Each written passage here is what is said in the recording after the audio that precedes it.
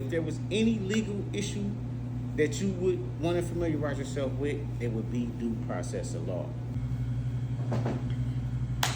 All right, let me give you an example. Maybe this might help you wrap your mind around it, help it make a little more sense to you, right?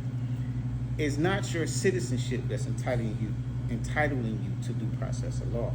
Everybody's entitled to due process of law because that is the law, right? So take somebody who came to this country legally. They was not an illegal immigrant. They came over here legitimately, went through the proper process.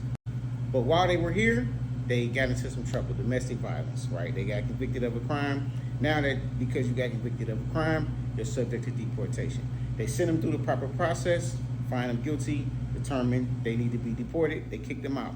Boom. The bank can't step in and say, oh, you're not even here no more, so I'm just gonna take your house, right?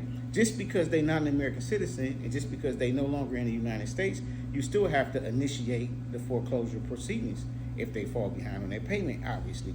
If they keep up with their payment, then there's nothing to talk about. You definitely can't take the house. But if they fall behind on their payment for whatever reason, then you have to send them through the foreclosure process to take their house, right? To not do that would be a violation of their due process of law. They have a right to be taken through the process before you can step in and take their house. Because somebody else, they might have a brother in the country that you deported them to who might say, yo, what happened to the house you had over there? They might come over here and be like, yo, where's my brother's house? You know, or they might have a son, or they might have a kid who's still here. They got deported, but their kid is still here. And their kid might say, yo, you can't just take my father's property. So it's not the American being a citizen. It's not citizenship that's entitling them to due process of law. Everybody is entitled to due process of law. And due process of law does not only apply to criminal situations.